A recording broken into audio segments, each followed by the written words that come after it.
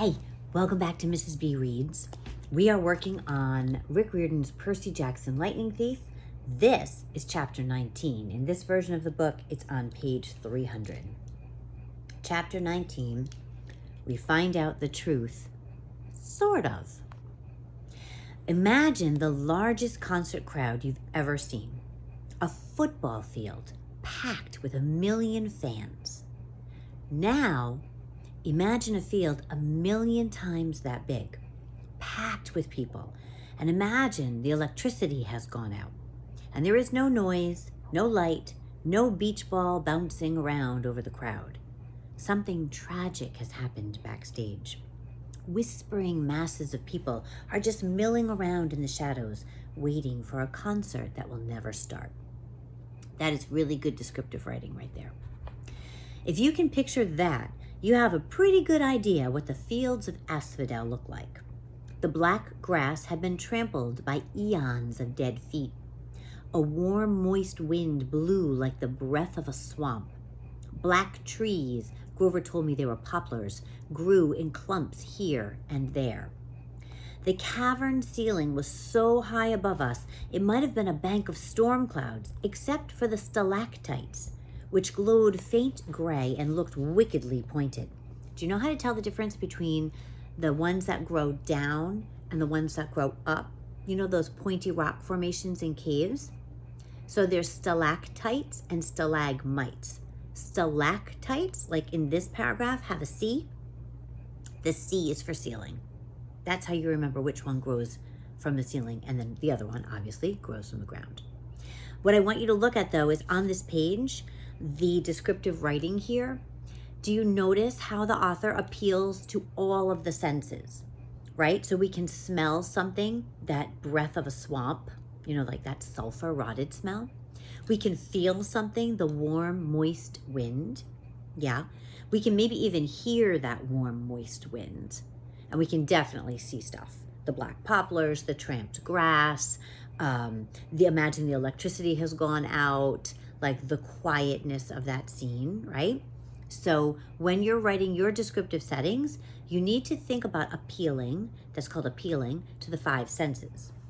We don't really taste anything here, I suppose, so I guess he's appealing to the 4 senses.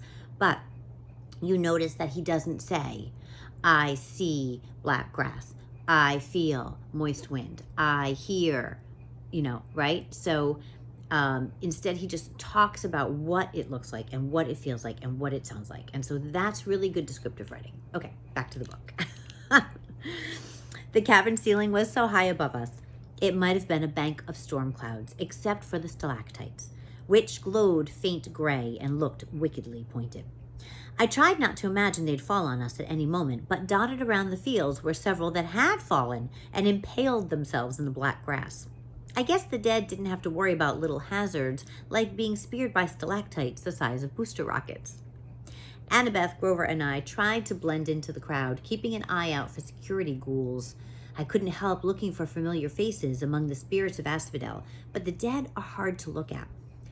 Their faces shimmer. They all look slightly angry or confused.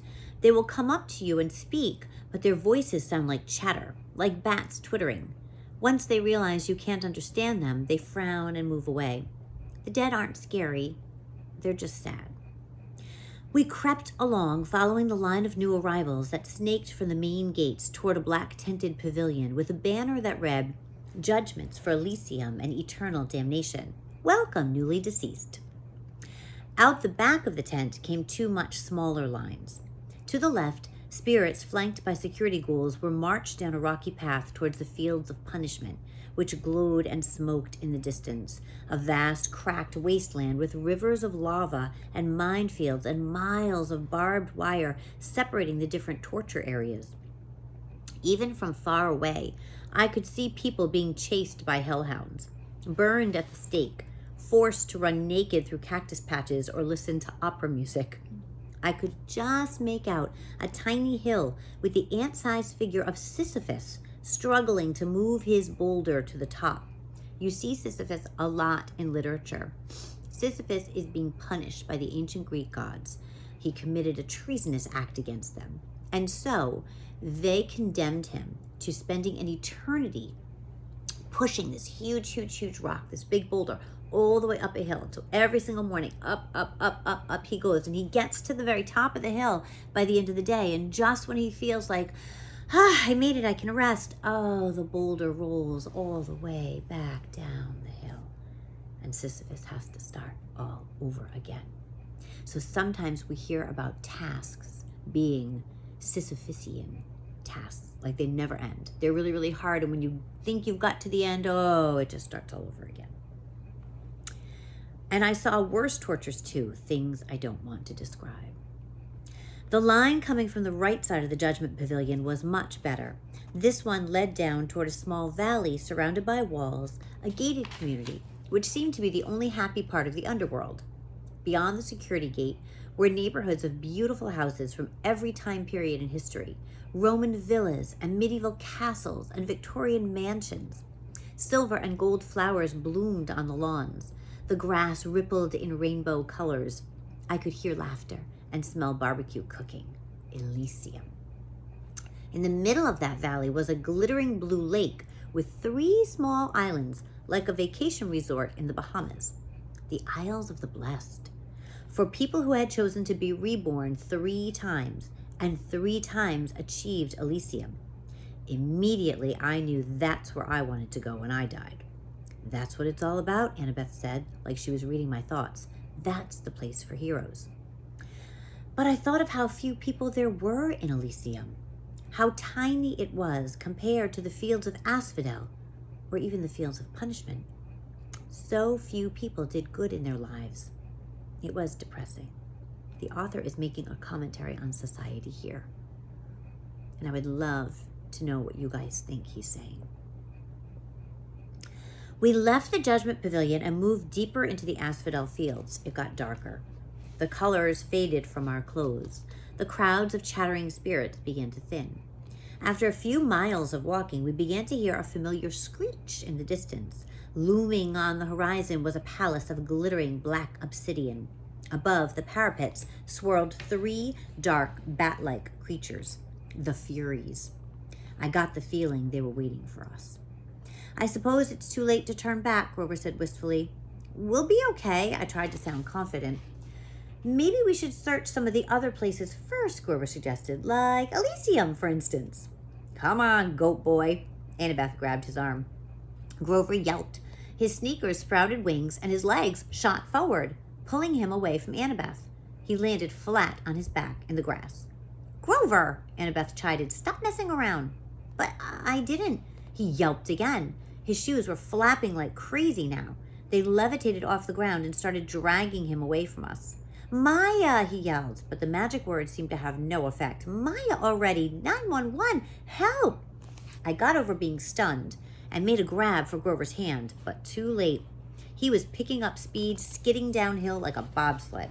We ran after him. Annabeth shouted, untie the shoes! It was a smart idea, but I guess it's not so easy when your shoes are pulling you along feet first at full speed. Grover tried to sit up, but he couldn't get close to the laces. We kept after him, trying to keep him in sight as he zipped between the legs of spirits who chattered at him in annoyance. I was sure Grover was going to barrel straight through the gates of Hades' palace, but his shoes veered sharply to the right and dragged him in the opposite direction. The slope got steeper. Grover picked up speed. Annabeth and I had to sprint to keep up. The cavern walls narrowed on either side, and I realized we had entered some kind of side tunnel. No black grass or trees now, just rock underfoot, and the dim light of the stalactites above. Grover, I yelled, my voice echoing. Hold on to something. What? He yelled back. He was grabbing at gravel, but there was nothing big enough to slow him down. The tunnel got darker and colder. The hairs on my arms bristled. It smelled evil down here. It made me think of things I shouldn't know about. Blood spilled on an ancient stone altar, the foul breath of a murderer. Then I saw what was ahead of us, and I stopped, dead in my tracks. The tunnel widened into a huge, dark cavern, and in the middle was a chasm the size of a city block. Grover was sliding straight toward the edge. Come on, Percy, Annabeth yelled, tugging at my wrist. But that's I know, she shouted. The place you described in your dream. Grover's going to fall if we don't catch him. She was right, of course. Grover's predicament got me moving again. He was yelling, clawing at the ground, but the winged shoes kept dragging him toward the pit, and it didn't look like we could possibly get to him in time. What saved him were his hooves. The flying sneakers had always been a loose fit on him, and finally, Grover hit a big rock, and the left shoe came flying off. It sped into the darkness, down into the chasm. The right shoe kept tugging him along, but not as fast. Grover was able to slow himself down by grabbing onto the big rock and using it like an anchor. He was 10 feet from the edge of the pit when we caught him and hauled him back up the slope. The other winged shoe tugged itself off, circled around us angrily, and kicked our heads in protest before flying off into the chasm to join its twin. We all collapsed, exhausted, on the obsidian gravel. My limbs felt like lead. Even my backpack seemed heavier, as if somebody had filled it with rocks. Grover was scratched up pretty bad. His hands were bleeding. His eyes had gone slit-pupiled, goat style, the way they did whenever he was terrified. I don't know how, he panted. I didn't... Wait, I said. Listen. I heard something, a deep whisper in the darkness. Another few seconds, and Annabeth said, Percy, this place... Shh, I stood. The sound was getting louder, a muttering, evil voice from far, far below us, coming from the pit. Grover sat up. What's that noise? Annabeth heard it too now. I could see it in her eyes. Tartarus. The entrance to Tartarus. I uncapped Anaklusmos. The bronze sword expanded, gleaming in the darkness, and the evil voice seemed to falter just for a moment before resuming its chant. I could almost make out words now, ancient, ancient words, older even than Greek, as if magic, I said. We have to get out of here, Annabeth said. Together, we dragged Grover to his hooves and started back up the tunnel. My legs wouldn't move fast enough. My backpack weighed me down. The voice got louder and angrier behind us, and we broke into a run. Not a moment too soon. A cold blast of wind pulled at our backs as if the entire pit were inhaling. For a terrifying moment, I lost ground, my feet slipping in the gravel. If we had been any closer to the edge, we would have been sucked in. We kept struggling forward and finally reached the top of the tunnel where the cavern widened out into the fields of asphodel. The wind died. A wail of outrage echoed from deep in the tunnel. Something was not happy we'd gotten away. What was that? Grover panted when we collapsed in the relative safety of a black poplar grove. One of Hades' pets? Annabeth and I looked at each other. I could tell she was nursing an idea. Probably the same one she had gotten during the taxi ride to LA, but she was too scared to share it. That was enough to terrify me. Do you guys have any idea what she's thinking? I capped my sword and put the pen back in my pocket. Let's keep going, I looked at Grover. Can you walk? He swallowed. Yeah, sure. I never liked those shoes anyway. He tried to sound brave about it, but he was trembling as badly as Annabeth and I were. Whatever was in that pit was nobody's pet. It was unspeakably old and powerful. Even Echidna hadn't given me that feeling. I was almost relieved to turn my back on that tunnel and head toward the palace of Hades. Almost. That one word Rick Riordan uses to create suspense for the reader. It's really powerful, that one word, almost. Sometimes authors will use the word suddenly to create suspense. So these are all little tips and tricks that you can pick up and use in your writing.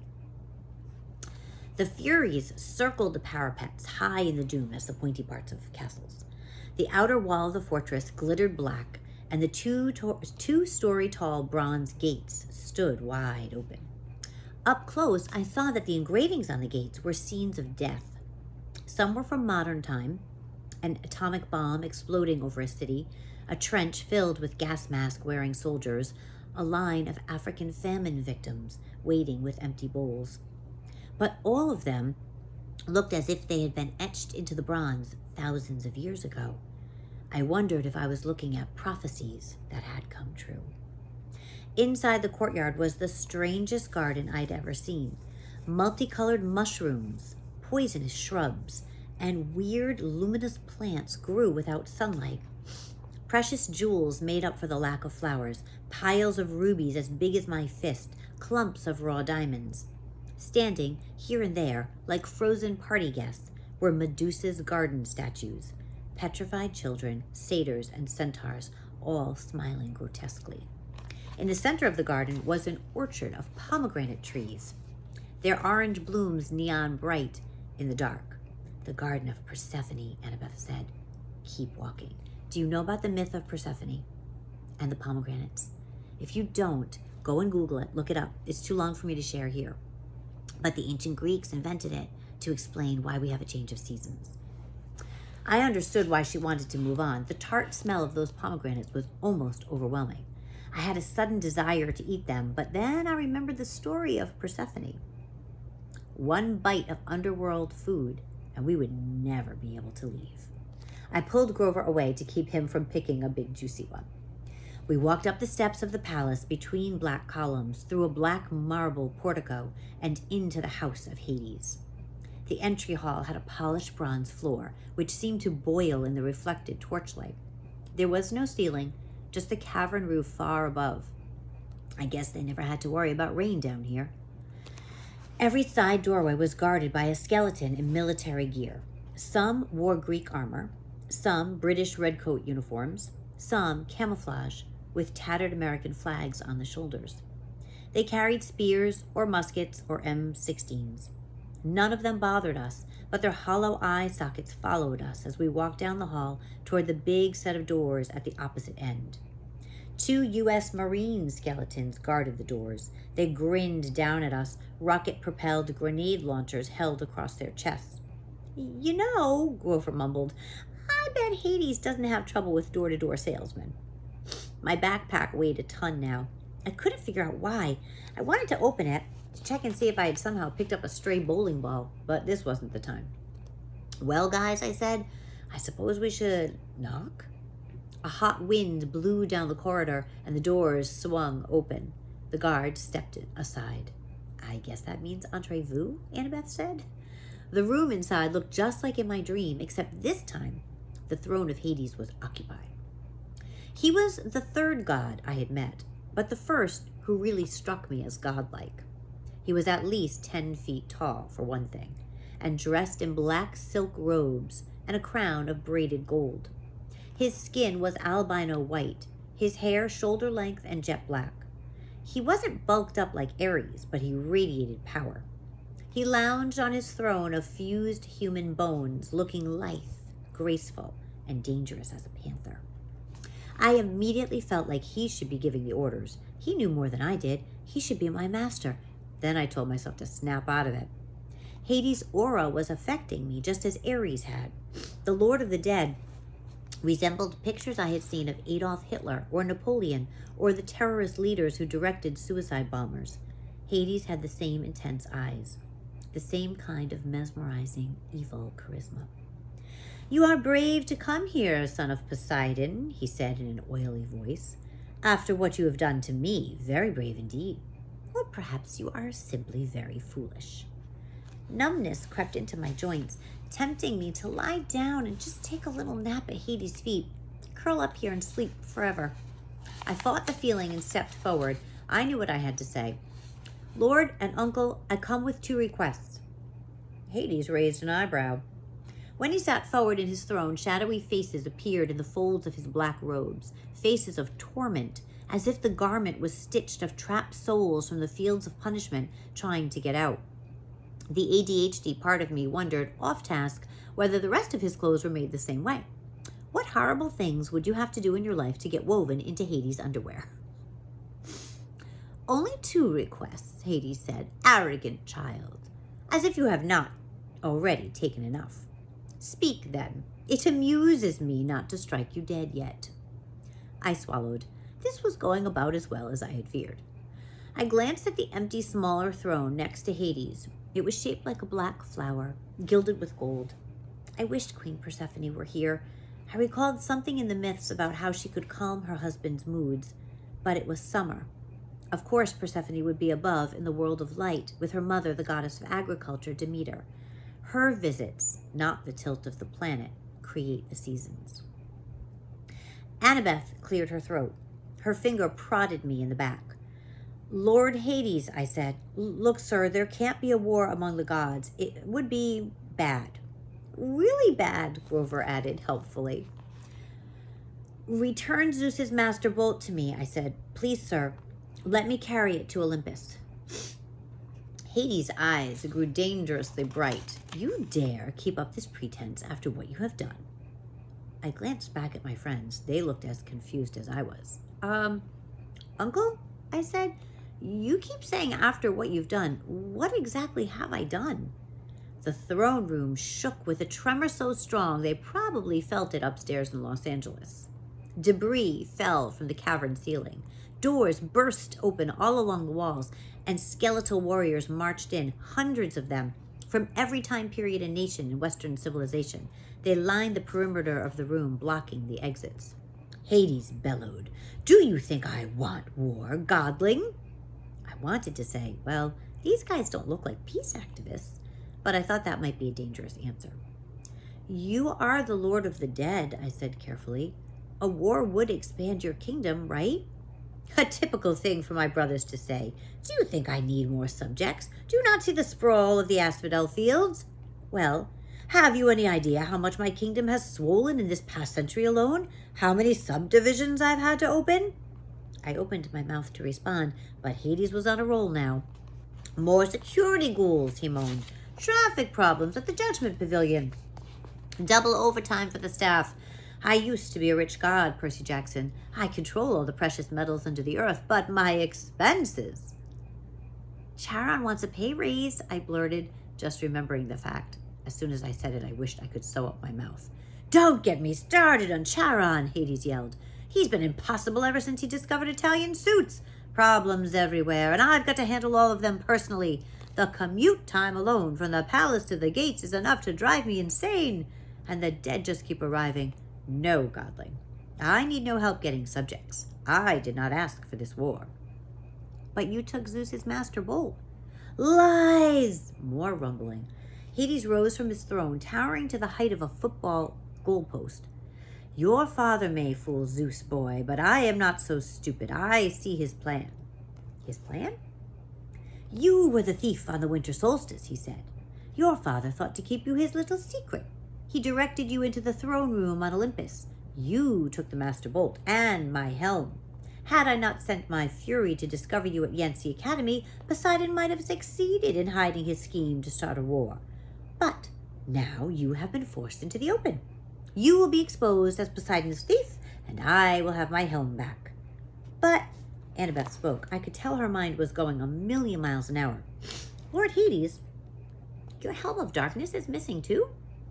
Do not play innocent with me, girl. You and the satyr have been helping this hero, coming here to threaten me in Poseidon's name, no doubt, to bring me an ultimatum. Does Poseidon think I can be blackmailed into supporting him? No, I said. Poseidon didn't. I have said nothing of the helm's disappearance, Hades snarled, because I had no illusions that anyone on Olympus would offer me the slightest justice, the slightest help. I can ill afford for word to get out that my most powerful weapon of fear is missing. So I searched for you myself, and when it was clear you were coming to me to deliver your threat, I did not try to stop you. You didn't try to stop us, but return my helm now, or I will stop death, Hades threatened. That is my counter-proposal. I will open the earth and have the dead pour back into the world. I will make your lands a nightmare, and you, Percy Jackson, your skeleton, will lead my army out of Hades. The skeletal soldiers all took one step forward, making their weapons ready. At that point, I probably should have been terrified. The strange thing was, I felt offended. Nothing gets me angrier than being accused of something I didn't do. I've had a lot of experience with that. You're as bad as Zeus, I said. You think I stole from you? That's why you sent the Furies after me? Of course, Hades said. And the other monsters? Hades curled his lip. I had nothing to do with them. I wanted no quick death for you. I wanted you brought before me alive, so you might face every torture in the fields of punishment. Why do you think I let you enter my kingdom so easily? Easily? Return my property. But I don't have your helm. I came for the master bolt. Which you already possess, Hades shouted. You came here with it, little fool, thinking you could threaten me. But I didn't. Open your pack, then. A horrible feeling struck me. The weight in my backpack. Like a bowling ball? It couldn't be. I slung it off my shoulder and unzipped it. Inside was a 2-foot-long metal cylinder spiked on both ends, humming with energy. Percy, Annabeth said. How? I don't know. I don't understand. You heroes are always the same, Hades said. Your pride makes you foolish, thinking you could bring such a weapon before me. I did not ask for Zeus's master bolt, but since it is here, you will yield it to me. I am sure it will make an excellent bargaining tool. And now, my helm, where is it? I was speechless. I had no helm. I had no idea how the master bolt had gotten into my backpack. I wanted to think Hades was pulling some kind of trick. Hades was the bad guy. But suddenly the world turned sideways. I realized I had been played with. Zeus, Poseidon, and Hades had been set at each other's throats by someone else. The master bolt had been in the backpack, and I had gotten the backpack from... Lord Hades, wait, I said. This is all a mistake. A mistake, Hades roared. The skeletons aimed their weapons. From high above there was a fluttering of leathery wings, and the three Furies swooped down to perch on the back of their master's throne. The one with Mrs. Dodd's face grinned at me eagerly and flicked her whip. There is no mistake, Hades said. I know why you have come. I know the real reason you brought the bolt. You came to bargain for her. Hades loosed a ball of gold fire from his palm. It exploded on the steps in front of me, just as she was at the moment when the Minotaur began to squeeze her to death. Oh, I'm so sorry. I missed a line. It exploded on the steps in front of me, and there was my mother, frozen in a shower of gold, just as she was at the moment when the Minotaur began to squeeze her to death. I couldn't speak. I reached out to touch her, but the light was as hot as a bonfire. Yes, Hades said with satisfaction. I took her. I knew, Percy Jackson, that you would come to bargain with me eventually. Return my helm, and perhaps I will let her go. She is not dead, you know. Not yet. But if you displease me, that will change. I thought about the pearls in my pocket. Maybe they could get me out of this. If I could just get my mom free. Ah, the pearls, Hades said, and my blood froze. Yes, my brother and his little tricks. Bring them forth, Percy Jackson. My hand moved against my will and brought out the pearls. Only 3, Hades said. What a shame. You do realize each only protects a single person. Try to take your mother then, little godling, and which of your friends will you leave behind to spend eternity with? With me. Go on, choose. Or give me the backpack and accept my terms. I looked at Annabeth and Grover. Their faces were grim. We were tricked, I told them. Set up. Yes, but why? Annabeth said. And the voice in the pit? I don't know yet, I said, but I intend to ask. Decide, boy, Hades yelled.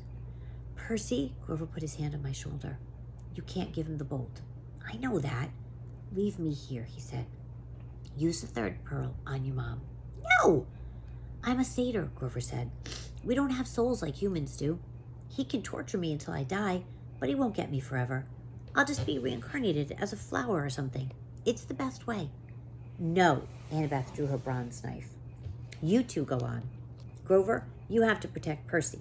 You have to get your searcher's license and start your quest for Pan. Get his mom out of here. I'll cover you. I plan to go down fighting. No way, Grover said. I'm staying behind. Think again, goat boy, Annabeth said. Stop it, both of you. I felt like my heart was being ripped in two. They had both been with me through so much. I remember Grover dive-bombing Medusa in the statue garden, and Annabeth saving us from Cerberus. We had survived Hephaestus's Waterland ride, the St. Louis Arch, the Lotus Casino. I had spent thousands of miles worried that I'd be betrayed by a friend, but these friends would never do that. They had done nothing but save me over and over, and now they wanted to sacrifice their lives for my mom. I know what to do, I said. Take these. I handed them each a pearl. Annabeth said, but Percy... I turned and faced my mother.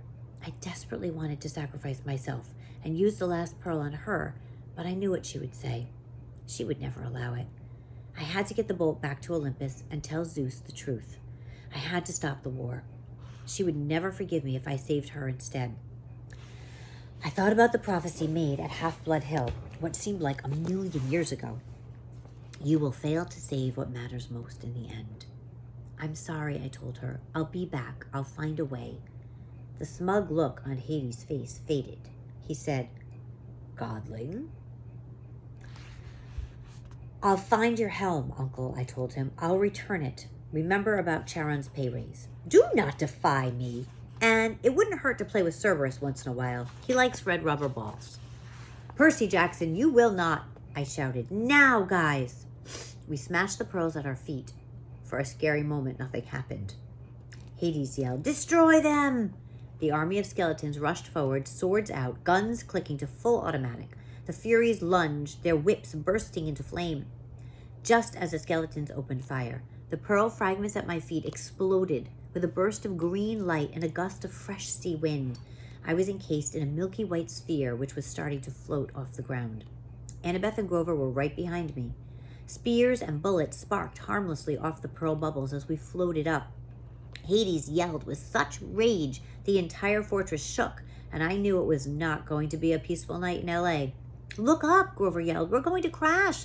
Sure enough, we were racing right toward the stalactites, which I figured would pop our bubbles and skewer us.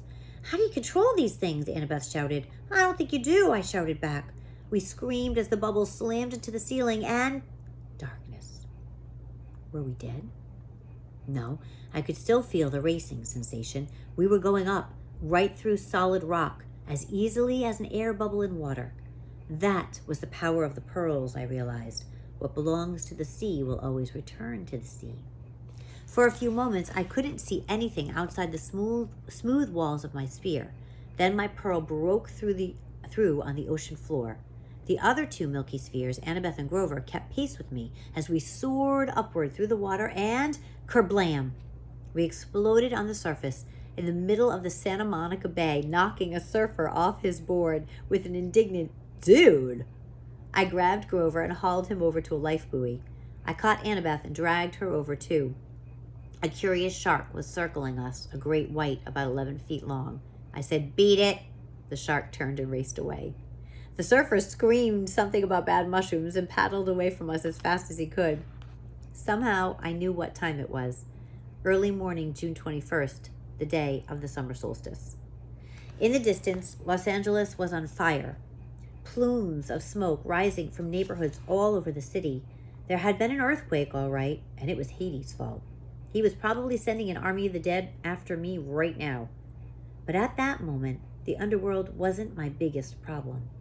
I had to get to shore. I had to get Zeus's thunderbolt back to Olympus. Most of all, I had to have a serious conversation with the god who had tricked me. Do you know who it is? Don't forget to like and subscribe. Thanks.